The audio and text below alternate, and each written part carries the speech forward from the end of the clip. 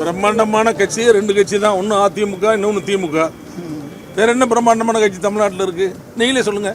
உங்களுடைய கருத்தை வந்து எடப்பாடி பழனிசாமி உதாசனப்படுத்தினாரா? ஏன்னா 2021 இதே போல ஒரு கருத்தை நீங்க சொன்னீங்க. அப்போ நிர்வாகிகளுடைய கருத்தை கேட்க முடியாத அளவுக்கு எடப்பாடி பழனிசாமி இருக்காரு. கேட்க மாட்டார். நான் ஏன் பேச மட்டும் இல்லைங்க, 7 முன்னாள் அமைச்சர்கள் அண்ணன் எடப்பாடி பழனிசாமி அவர்களை சந்தித்து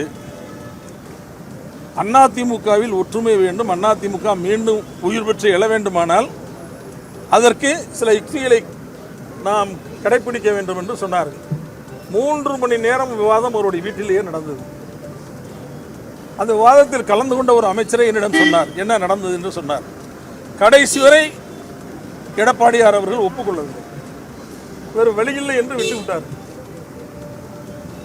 அவர் இது எதையும் ஏற்றுக்கொள்ள மாட்டார்.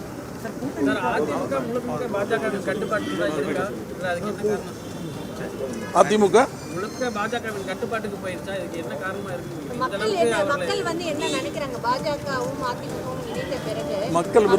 மக்கள் விரும்பல சார். தமிழ்நாட்டு மக்கள் அந்த கூட்டணியை விரும்பவில்லை. டெல்லிக்கு போயிட்டு எடப்பாடி கதவை தட்டினார், தமிழ்நாட்டோட உரிமைகளை எதுக்காக தட்டினான்னு உங்களுக்கே தெரியும்.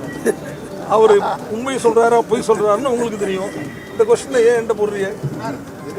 அதிமுக என்ன சொல்றாங்கன்னா, இப்போ நீங்க வந்து திமுக சேர்ந்ததுக்கான காரணம் அவர் வந்து மாநிலங்களவை உறுப்பினர் கேட்டாரு, கொடுக்கல, அதனால தான் அவர் வந்து திமுக சேர்ந்தாரு அப்படின்றாங்க. என்ன சார்? இல்லை சார், சொல்லி பொன்னியின் சொல்றாரு. பொன்னியின் வந்து ஒரு சந்தர்ப்பவாதி. சந்தர்ப்பவாதி இல்லை. நான் எனக்கு சந்தர்ப்பவாதிங்கிறது சம்பந்தமே இல்லை. நான் கொள்கைவாதி. அது வந்து ஏன் பொன்னியின் இப்படி சொல்றாருன்னு எனக்கு தெரியல.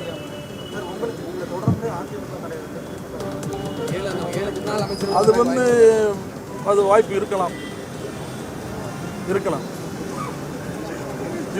வரலாம்.